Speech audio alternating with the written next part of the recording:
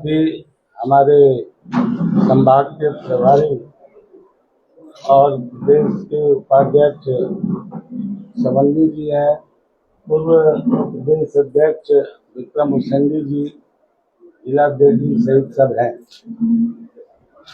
दंतेवाड़ा से निकली परिवर्तन यात्रा कल वैशाली नगर और भिलाई विधानसभा में पहुंची थी। पिछले 5 सालों में भिलाई और वैशाली नगर विधानसभा में सरकार के द्वारा कोई काम नहीं किया गया। परसों मुख्यमंत्री जी आए थे, उन्होंने एक कुर्सी पार का इंडोर स्टेडियम का उद्घाटन किया।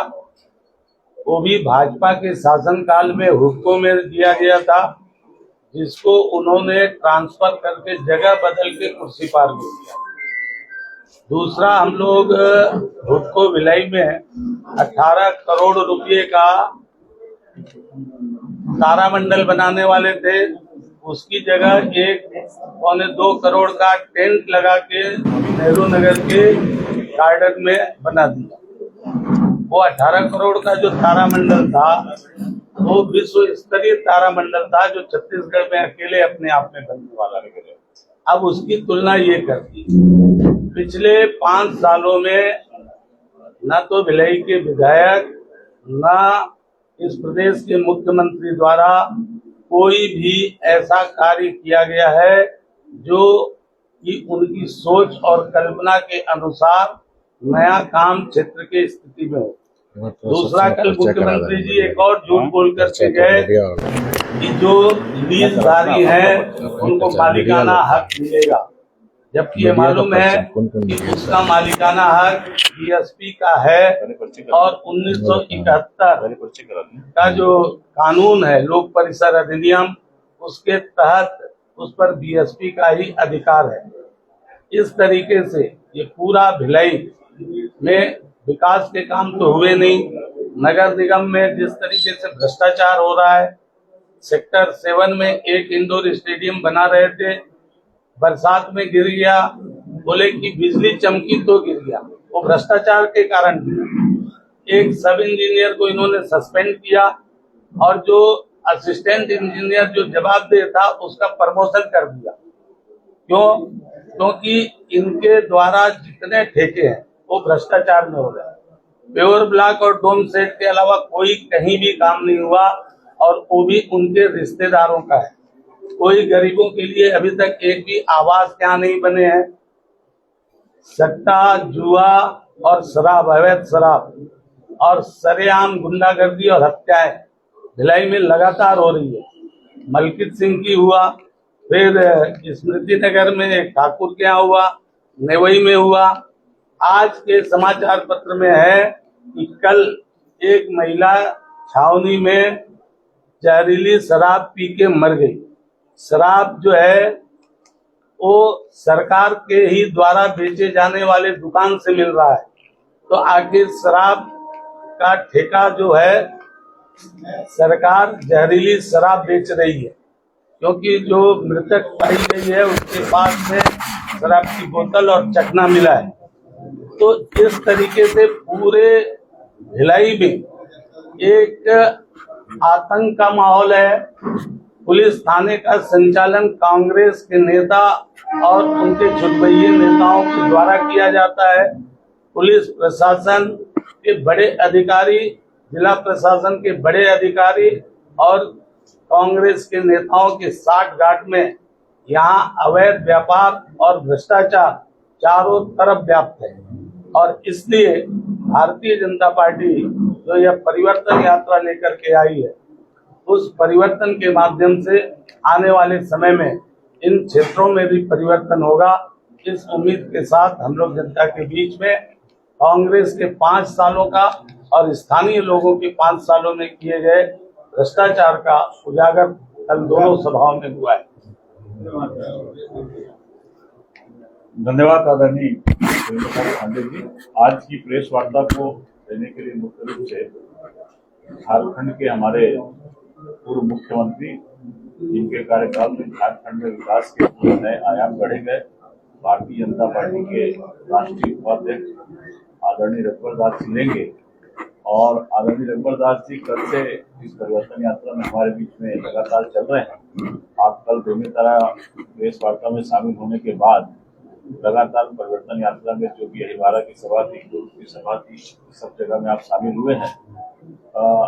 माननीय रघुवर दास जी चाह रहे हैं कि अपनी प्रेस वार्ता लेने से पहले एक बार थोड़ा सा आप लोग का भी परिचय हो जाए तो अच्छा रहेगा। तो एक बार परिचय कर लेंगे तो ठीक रहेगा। मैं दीपक दाहट, नव भारत। शिवेंद्र शिंदे, 10 सिटी खबर से। क्या खबर? 10 सिटी खबर।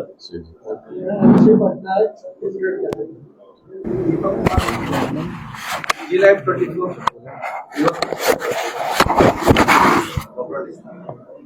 जलगांव का हितवाड़ कोमल मैनेजर IBC 22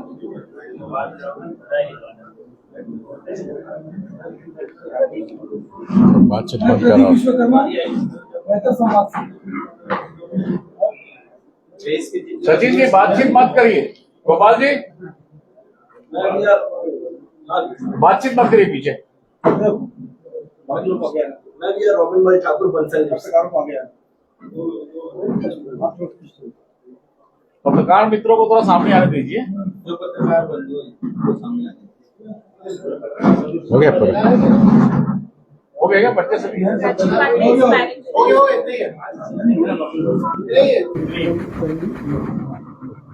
थोड़ा पीछे बातचीत भी करेंगे आपस में। हो गए बच्चे क्या? जय पत्रकार मित्रों का पुनः आज की इस प्रेस वार्ता में स्वागत अभिनंदन है। और मैं आज के प्रेस वार्ता को मुख्य रूप से लेने के लिए आदरणीय रघुवर दास जी हमारे बीच उपस्थित हैं। मैं उनसे आग्रह करूंगा कि आज की प्रेस वार्ता को लें।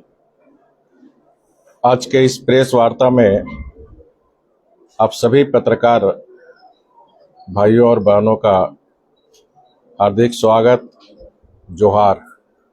आज के इस प्रेस वार्ता में उपस्थित श्री भूपेंद्र सवन्नी जी, पूर्व मंत्री, छत्तीसगढ़ विधानसभा के पूर्व प्रदेश अध्यक्ष श्री प्रेम प्रकाश पांडे जी, पूर्व प्रदेश अध्यक्ष श्री विक्रम उसेंडी जी, जिला के अध्यक्ष श्री ब्रजेश बिस्पुरिया जी, श्री जोगेंद्र सिंह जी, श्री प्रेमलाल साहू जी और श्री जयप्रकाश यादव जी।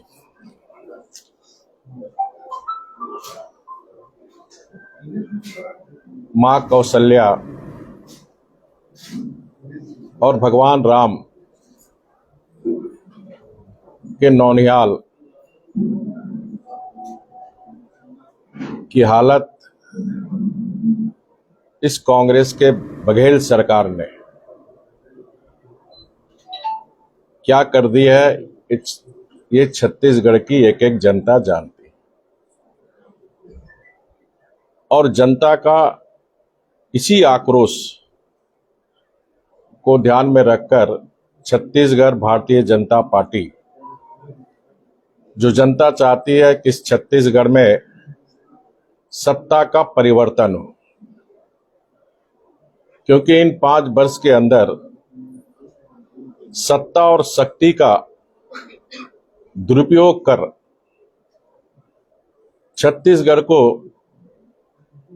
जिस तरह बघेल सरकार ने लूटा है, उससे छत्तीसगढ़ की आम जनता दुखी है। इन्होंने 2018 में बड़े बड़े वादे और नारे के साथ छत्तीसगढ़ की जनता को गुमराह कर जनादेश जरूर प्राप्त किया, लेकिन इन 5 वर्षों के कार्यकाल में छत्तीसगढ़ की जनादेश का अपमान करने का काम किया। इसलिए छत्तीसगढ़ की जनता अपने आप को ठगा महसूस कर रही है। और लोग ये कह रहे हैं कि छत्तीसगढ़ में कोई ऐसा सगा नहीं जिसको बघेल सरकार ने ठगा नहीं। मैं उदाहरण स्वरूप, इन्होंने 2018 में 10 लाख सरकारी नौकरी देने की बात की थी, लेकिन इन 5 वर्ष सरकार को होने जा रही है 10 लोग को नौकरी नहीं दी। उल्टे जो छत्तीसगढ़ के नौजवान, जो भटकता हुआ नौजवान को रोजगार देने के बजाय सत्ता के संरक्षण में कांग्रेस के एक विधायक महादेव सट्टा ऐप चलाकर हमारे राज्य की जो युवा शक्ति है उसको जुआरी बनाने का काम ये सरकार कर रही है। और ये सब सारे आप सब मीडिया में ये बातें छत्तीसगढ़ प्रशासन के द्वारा आई है। कुछ लोग, मीडिया के लोग इस बात को मुखर होकर दिखाया तो मीडिया के लोगों को भी धमकी दी जा रही है। उसके ऊपर 1 करोड़ का मानहानि का नोटिस भी भेजने का काम ये सरकार कर रही है। उसी तरह हम अगर नारी शक्ति, महिला शक्ति की बात करें तो महिला शक्ति के साथ भी ये सरकार ने ठगने का काम किया। इन्होंने वादा किया था जो स्वयं सहायता समूह, जो महिलाओं की ग्रुप है, उनका कर्ज माफी करेंगे। टीवी में विज्ञापन जरूर हम देख रहे हैं, लेकिन वास्तविकता किसी भी स्वयं सहायता समूह ग्रुप की महिलाओं का कर्ज माफी नहीं।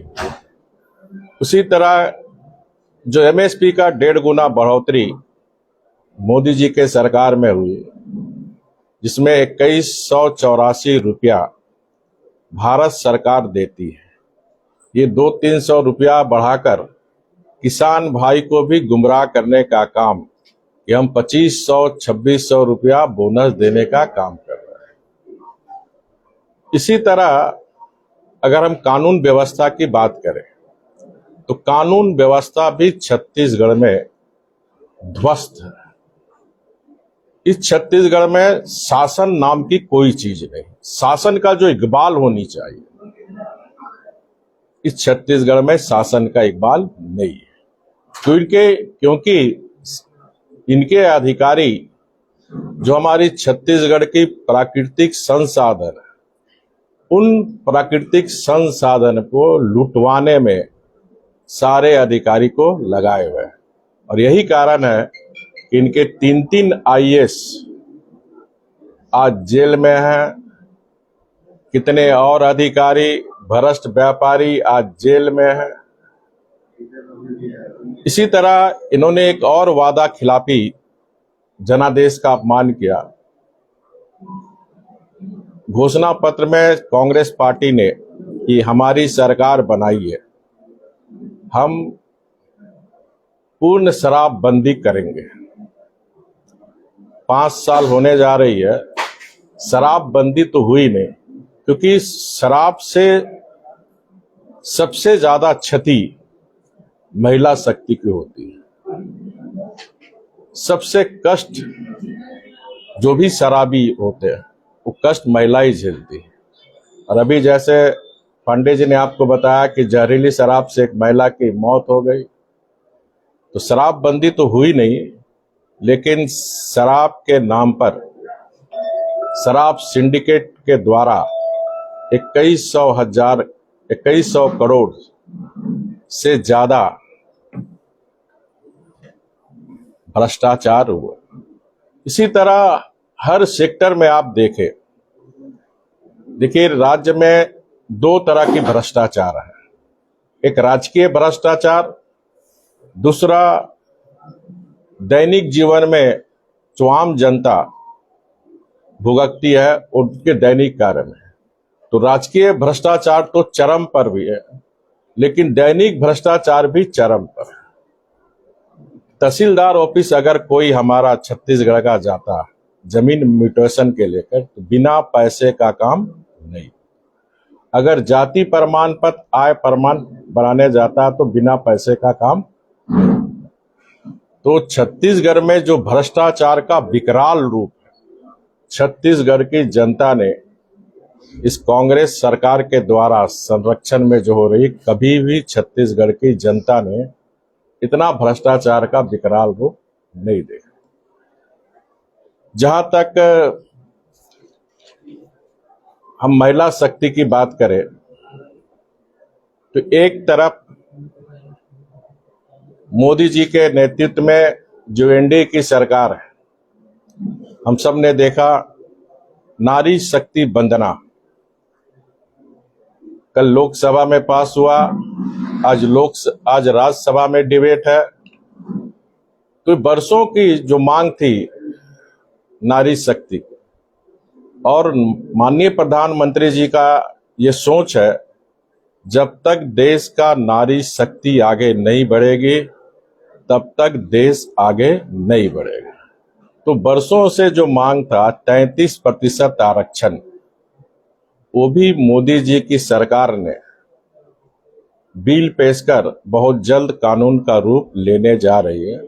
और हमारी देश की जो बहनें हैं, जो बेटियां, जो अपने भाग्य सुधार भी रही है, और मोदी जी के 9 वर्ष के शासन काल में देश का भी भविष्य को सुधारने का काम हमारी ये नारी शक्ति कर रही है।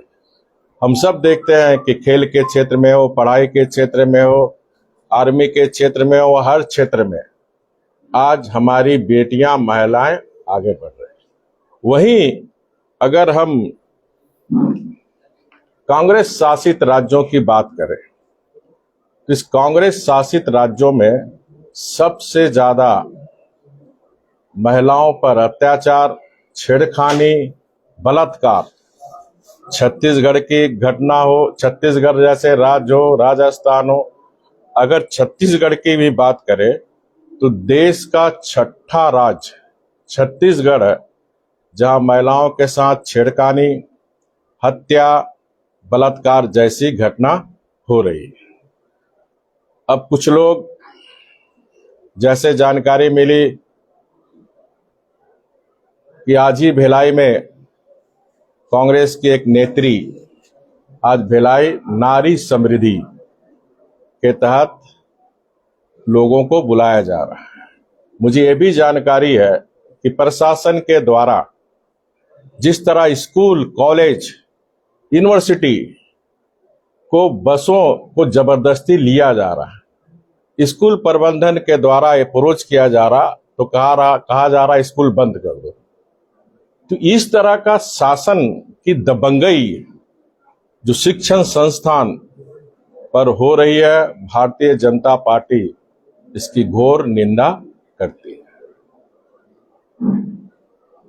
सरकारी बल पर आप लाखों करोड़ों का भीड़ जुटा सकते हैं। सरकारी धन का दुरुपयोग कर जिस तरह बघेल सरकार, चाहे अपना कार्यक्रम हो, चाहे इनके नेतृत्व कोई आते हैं तो उनको दिखाने के लिए कि देखिए लाखों करोड़ों का जन समर्थन मेरे साथ है, लेकिन असलियत ऐसी नहीं है।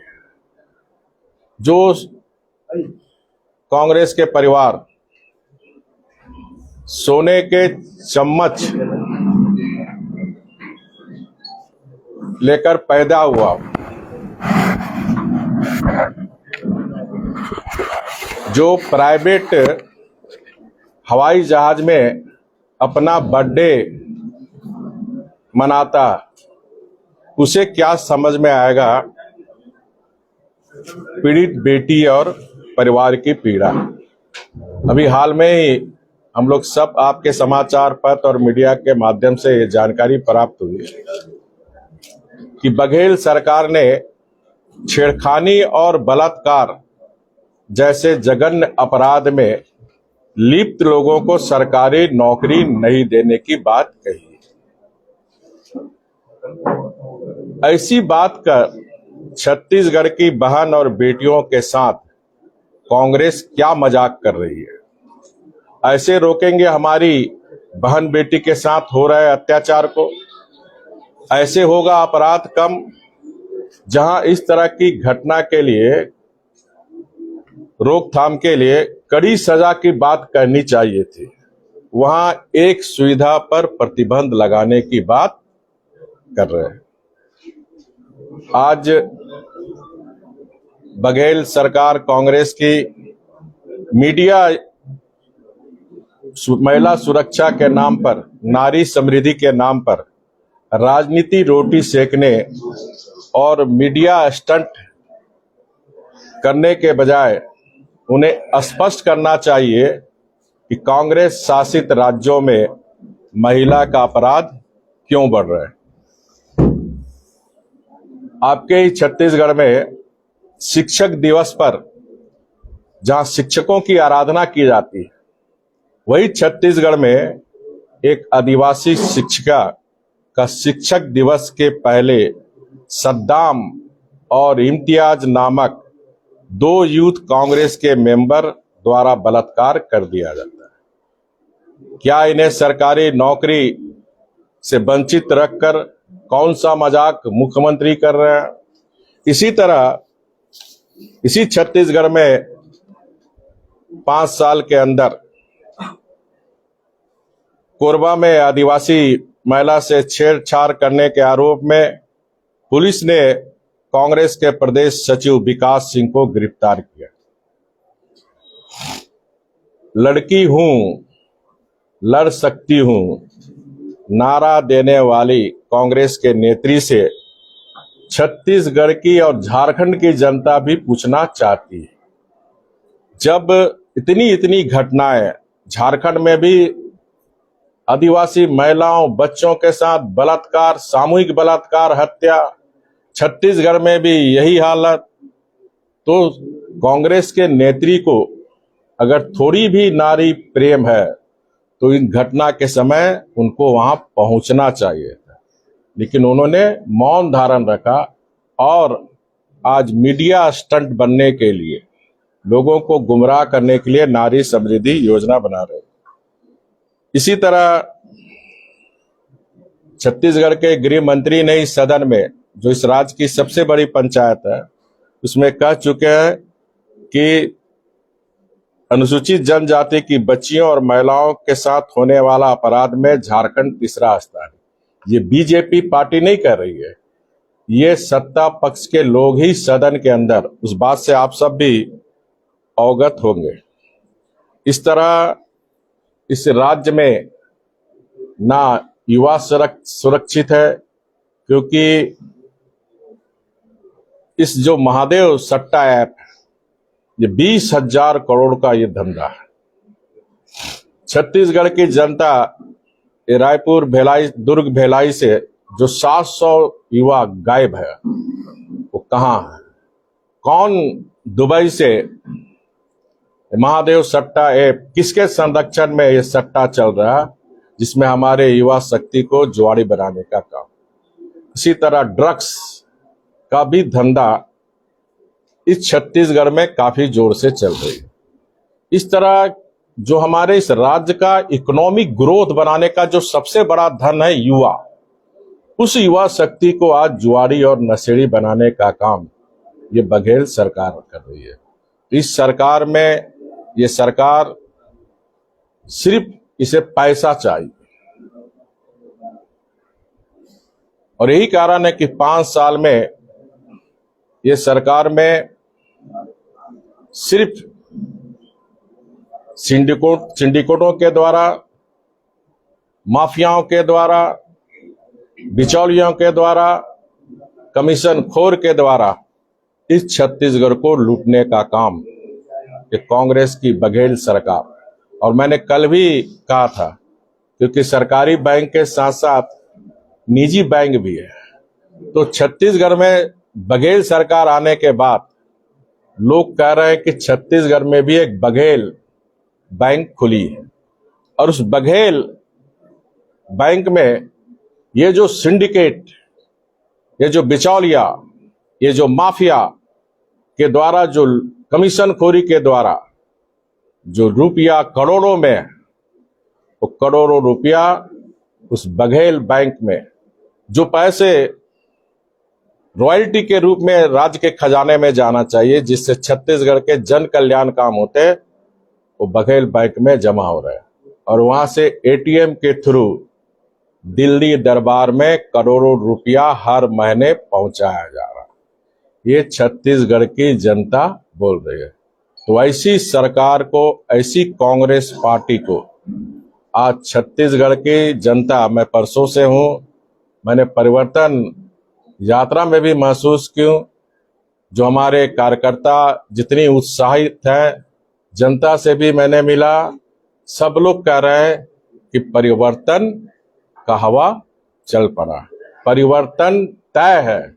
और आने वाले विधानसभा चुनाव में विकास और सुशासन के प्रति समर्पित आदरणीय मोदी जी के नेतृत्व में छत्तीसगढ़ में भी डबल इंजन की सरकार बनेगी और छत्तीसगढ़ की जनता को डबल बेनिफिट मिलकर जिस छत्तीसगढ़ का उदय, जिस छत्तीसगढ़ की स्थापना सरदेय अटल बिहारी वाजपेयी जी ने की थी, उस छत्तीसगढ़ को माननीय मोदी जी विकास की नई ऊंचाई पर ले जाने के लिए, जो विगत 15 साल के शासन में आपने देखा छत्तीसगढ़ एक विकास का मॉडल बनकर पूरे देश में आ रहा था, लेकिन इन 5 साल के अंदर ये जो छत्तीसगढ़िया सबसे बढ़िया को कलंकित करने का काम ये कांग्रेस की बघेल सरकार ने की।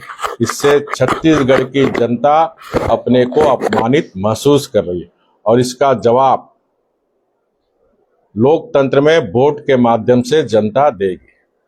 इस राज्य में वोट बैंक और तुष्टीकरण, बहुसंख्यक समाज पर अत्याचार, ये भी बड़ी जोर शोर से चल रही है। मैं कल साजा विधानसभा में गया था। बीरनपुर के एक उगता हुआ नया 21 वर्ष का भुवनेश्वर साहू, जिसने उस बीरनपुर में लव जिहादी के खिलाफ उन्होंने जो संघर्ष किया था, एक संप्रदाय विशेष के लोगों ने पीट कर हत्या कर दी। इसी भिलाई में मलकीत सिंह हिंदुस्तान जिंदाबाद पाकिस्तान मुर्दाबाद का नारा दिया, तो उसको भी एक संप्रदाय विशेष के लोग, जिसमें उस क्षेत्र के विधायक और सरकार का संरक्षण है, उसको भी आज तक न्याय नहीं मिले। अब अपने राज्य में, अपने देश में हमें भारत जिंदाबाद का भी छूट इस राज्य में नहीं है। तो ऐसी वोट बैंक और बहुसंख्यक समाज पर अत्याचार करने वाली कांग्रेस की सरकार को छत्तीसगढ़ की जनता 2023 के विधानसभा चुनाव में सबक सिखाएगी और कमल, जो विकास और समृद्धि और सुशासन का प्रतीक है, कमल को खिलाने का काम करेगी। बहुत बहुत धन्यवाद। हो गया।